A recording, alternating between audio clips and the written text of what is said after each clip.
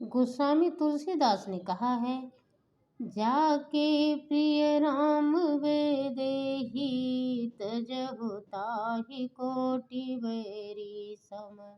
यद्यपि परम स्नेही तजहु पिता प्रहलाद, विभीषण बंधु भरत महतारी।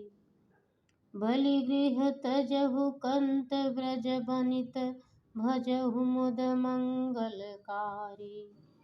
प्रहलाद ने पिता का, विभीषण ने भाई का और भरत ने माँ का बलिदान, गुरु का और गोपियों ने पति का त्याग कर दिया, तो क्या उनको दोष नहीं लगा? उत्तर यह है, बात ध्यान देने की है कि जिन्होंने पिता आदि का त्याग किया, विषय में किस अंश में किया।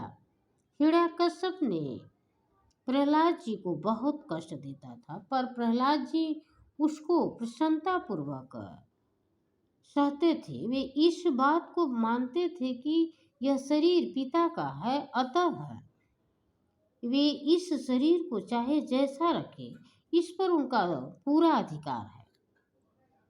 इसलिए उन्होंने पिताजी को कभी नहीं कहा कि आप मेरे को कष्ट क्यों दे रहे हैं, परंतु मैं स्वयं साक्षात परमात्मा का अंश हूँ, अतः मैं भगवान की सेवा भजन में क्या लगता हूँ। पिताजी इसमें बाधा देते हैं, मुझे रोकते हैं, यह उचित नहीं है।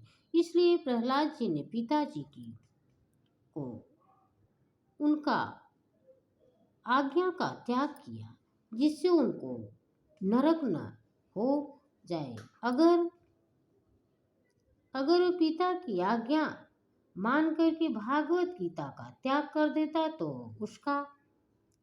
उसका दंड पिताजी को भोगना पड़ता। पुत्र के द्वारा ऐसा कोई भी काम नहीं होना चाहिए जिससे पिता को दंड भोगना पड़े। इस दृष्टि से उन्होंने पिताजी का आज्ञा न मान करके पिता का हित ही किया, पिता का त्याग नहीं किया। रावण ने विभीषण को लात मारी और कहा कि तुम यहाँ से चले जाओ, तो विभीषण ने राम जी के पास चले गए। अतः विभीषण ने भाई का त्याग नहीं किया, परंतु उसके अन्याय का त्याग किया है। अन्याय का समर्थ है, अनुमोदन नहीं किया। विभीषण ने रावण को उनके हित की बात ही कही, उसका हित ही किया। माँ ने राम जी को वन में भेज दिया, दुख दिया। इस विषय में भरत ने माँ का त्याग किया। भरत का कहना था कि जैसे कौशल्या अम्बा मेरे राम जी से भी अधिक स्नेह करती है, वैसे ही तेरे को भी राम पर मेरे से भी अधिक स्नेह करना चाहिए। परंतु राम जी ने तू वन में भेज दिया, राम को तूने वन में भेज दिया। जब तू राम जी को भी माँ नहीं रही, तो फिर मेरी माँ कैसे रहेगी? इस विषय में तेरे को मैं दंड देना मेरे लिए उचित नहीं। मैं तो यह कर सकता हूँ कि तेरे को माँ नहीं कहूँ, और मैं क्या करूँ। जय श्री राम।